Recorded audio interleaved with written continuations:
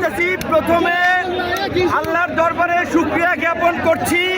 মহান আল্লাহ আমাদের উপরে রহমত নাজিল করেছেন, এই ফ্যাসিস্ট হাসিনা সরকারের পতন ঘটিয়েছে। দ্বিতীয়ত, বিপ্লবী ছাত্র জনতাকে অভিনন্দন এবং শুভেচ্ছা। ধারাবাহিক লড়াই সংগ্রামের মাধ্যমে হাসিনার পতন নিশ্চিত করেছে। এই হাসিনার পতনের মধ্য দিয়ে আমাদের প্রাথমিক বিজয় অর্জন হয়েছে, কিন্তু এখনো আমাদের অনেক কাজ বাকি আছে।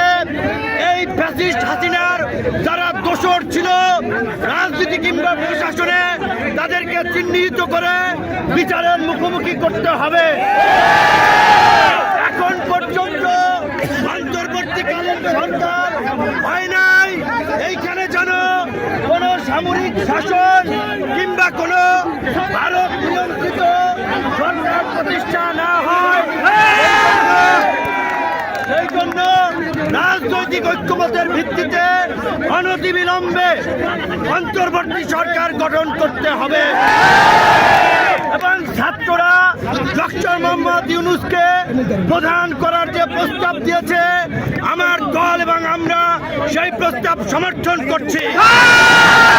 আমরা অনুরোধ জানাবো, আজকে সন্ধ্যার আগে মহামান্য রাষ্ট্রপতি ডক্টর ইউনূসের নেতৃত্বে অন্তর্বর্তীকালীন সরকার গঠন করে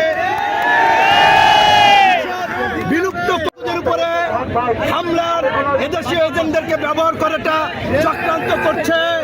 আপনারা সংখ্যালঘুদেরকে নিরাপত্তা দিবেন। সংখ্যালঘু ভাই বোনদেরকে বলবো, এই বাংলাদেশ আপনার আমার আমাদের সকলের, এই দেশই আপনাদের নিরাপদ আশ্রয়স্থল।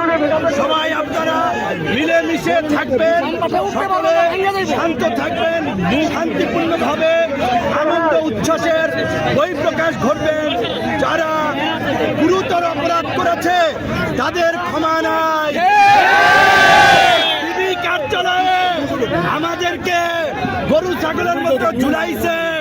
হারুনের নেতৃত্বে এডিসি শাহীন শাহ, যুগ্ম কমিশনার খন্দকার নুরুন নবী সহ যারা, তাদেরকে অবশ্যই বিচারের মুখোমুখি। আমি বলেছিলাম, লজ্জায় তারা বলেন নাই। জামাতের সেক্রেটারি জেনারেল থেকে শুরু করে ফুটবলার আমিনুল ভাই, নীরব ভাই, বিএনপি জামাত বিরোধী দলের নেতৃবৃন্দকে গরু ছাগলের মতো পিটাইছে।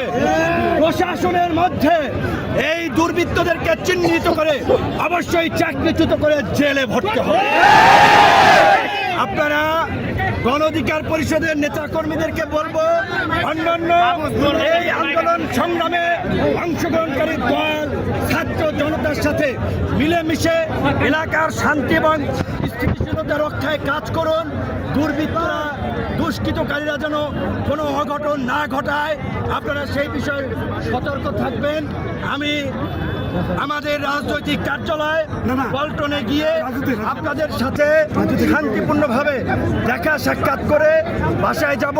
তাড়াহুড়ো করবেন না, আমাদের কোনো ভাই যেন পরে আহত না হয়, কেউ যেন কারো দ্বারা সমস্যায় না পড়ে, খেয়াল রাখবেন। আজকে জামিন দেওয়া হয়েছে। আমরা বলতে চাই, শুধুমাত্র জামিনের মাধ্যমে এই ধরনের নেতাকর্মীদেরকে মুক্তি দিলে চলবে না। তাদের নামে যে মামলা দেওয়া হয়েছে, এই মামলা অনতিবিলম্বে প্রত্যাহার করতে হবে। সাথী বন্ধুগণ, আমরা গতকাল মহামান্য রাষ্ট্রপতির সাথে সংলাপে বসেছিলাম। আমরা আহ্বান জানিয়েছি, অনতিবিলম্বে অন্তর্বর্তীকালীন সরকার দিতে হবে এবং এই অবৈধ সংসদকে বিলুপ্ত ঘোষণা করতে হবে।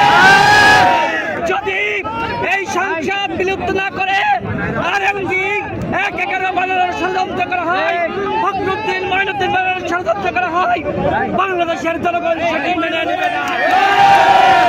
আমরা এই মুহূর্তে আমাদের সভাপতিকে নিয়ে আমরা পল্টনে যাব। বাংলাদেশের জনগণ এবং দলীয় নেতাকর্মীদেরকে পল্টনে যাওয়ার আহ্বান জানাচ্ছি। ধন্যবাদ।